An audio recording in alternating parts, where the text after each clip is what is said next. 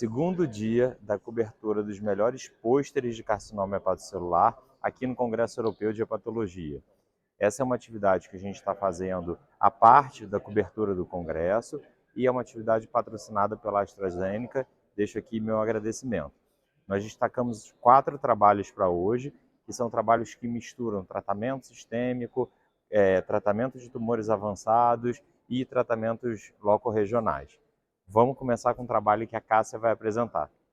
Bom, esse é um pôster que nós selecionamos, que traz uma estratégia super interessante. Esse não é um raciocínio novo, mas é uma coisa que a gente realmente precisa pensar. Então, na verdade, pacientes que estão em fila de transplante, a gente ainda não tem hoje a estratégia ideal para priorizar um candidato em fila de transplante. Então, a ideia desse trabalho é que aquele paciente que tem um carcinoma hepatocelular, estágio inicial, lesão única, que foi tratado com ressecção ou com ablação e resposta completa, esse paciente ele pode aguardar um pouco mais na fila em relação àqueles pacientes com risco de recidiva maior ou que fizeram down-stage, ou até aqueles pacientes com cirrose descompensada que deveriam ser priorizados em fila. Então, esse trabalho, ele divide esses pacientes em pacientes em estágio precoce, onde o transplante é atrasado, e 5 grupos controles. Aqueles pacientes que não fizeram terapia point, aqueles pacientes que não tiveram resposta, aqueles pacientes multinodulares. Então, ele compara e mostra que esse atraso em fila de transplante não prejudicou, os desfechos não foram piores nesses grupos de pacientes. Então, ele mostra aqui resultados bem interessantes. O desfecho primário foi o risco de dropout em fila em 18 meses. Então, essa curva em verde foram os grupos que tiveram o transplante atrasado, então mostrando um menor risco de dropout em fila, apenas 13%. Aqui a gente observa a chance de recorrência no pós-transplante, também foi mais baixa nesse grupo, e a sobrevida desse grupo de pacientes, comparado com os 5 grupos controles, foi uma sobrevida de 74% em 5 anos no pós-transplante. Lembrando que esses pacientes, quando eles eram atrasados, eles eram postos numa situação de inativo na fila, mas que se houvesse uma recidiva, eles eram sim priorizados para o transplante. Então, talvez essa seja uma estratégia, né, na hora da gente priorizar pacientes em fila de transplante, que realmente é muito difícil essa situação. Mas é um estudo bem interessante, um estudo inicial, e que talvez a gente possa extrapolar esses resultados para populações maiores. Eu vou trazer aqui 2 pôsteres que falam de um tema bem polêmico no manejo do paciente com carcinoma hepatocelular, que é o tratamento sistêmico de paciente Child B. E, felizmente, nós tivemos 2 estudos de vida real falando sobre esse assunto e com resultados bastante positivos. Vou mostrar aqui o primeiro, um estudo que foi feito em combinação com o Hospital Bujon de Paris e com um centro na Itália, em que eles avaliaram os pacientes que fizeram uso de imunoterapia e compararam o grupo Child A e Child B. Compararam tolerância, segurança, efeito da imunoterapia e sobrevida. Vejam que interessante, esses pacientes, os Child B, eles tiveram uma mortalidade pior, obviamente, né? Comparando aqui o vermelho com o Child A. Mas a mortalidade não foi por maior progressão tumoral, não foi por mais efeitos adversos ou por menor tolerância.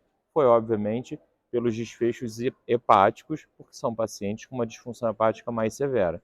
Então, um estudo de vida real que sugere que a gente pode usar os tratamentos sistêmicos em pacientes com carcinoma hepatocelular Child B. Vamos passar agora para o outro estudo. Esse é o segundo estudo abordando o conceito do tratamento sistêmico no paciente Child B. Ele é um pouco diferente daquele estudo anterior, porque ao invés de ficar comparando Child A com Child B, ele avaliou pacientes Child B tratados com terapia sistêmica versus os pacientes não tratados, com Best Supportive Care. Então, foi um pool de vários pacientes que usaram nivolumab, atezo e beva, sorafenib, então tinha inibidor de tirosina quinase, tinha imunoterapia, e o que eles mostraram? Que houve um impacto na mortalidade, na sobrevida, quando você não oferecia o tratamento.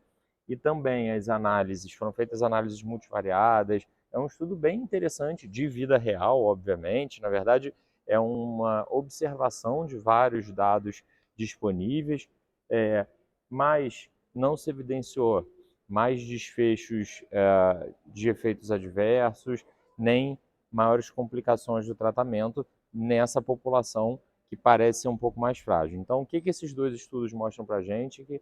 Que talvez os pacientes Child B, eles devam entrar cada vez mais nos estudos de tratamento sistêmico. Vamos seguir com mais um da Cássia agora. Bom, esse então é o último estudo de hoje, o último pôster que nós queremos destacar nessa atividade, que fala sobre aqueles pacientes que têm tumores considerados inicialmente irressecáveis e a partir de uma cirurgia de conversão, esses pacientes passam a ser considerados ressecáveis e submetidos assim à cirurgia.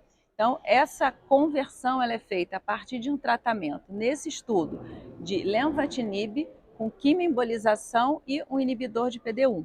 Então, a partir desse tratamento, o paciente passa a ter uma doença considerável ressecada. Então, aqui é comparado, então, esse grupo de pacientes submetidos a essa cirurgia de conversão com aqueles pacientes que já eram considerados ressecáveis inicialmente. Então, foram incluídos pacientes estágio A, B e C. Chama atenção que a incidência de microinvasão vascular, ela é muito mais baixa nesse grupo que fez a cirurgia de conversão. 3,1 comparado a 50% no grupo que foi ressecado inicialmente. Então, eu chamo a atenção que é um estudo inicial, o N é pequeno, a gente precisa de mais estudos, mas é um estudo que mostra que realmente a cirurgia de conversão, ela é eficaz, ela pode ser utilizada nesses pacientes que eram considerados como um carcinoma hepatocelular irressecável e que isso diminui muito a recorrência no pós-operatório. Então, talvez por diminuição dessas micrometástases vasculares, a gente tenha sim uma redução na recorrência pós-cirúrgica.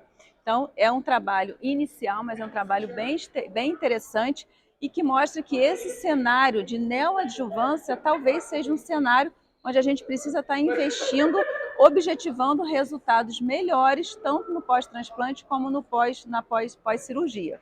Então, eu finalizo aqui essa atividade, lembrando que tem um patrocínio da AstraZeneca, deixo aqui o agradecimento e amanhã teremos novos trabalhos.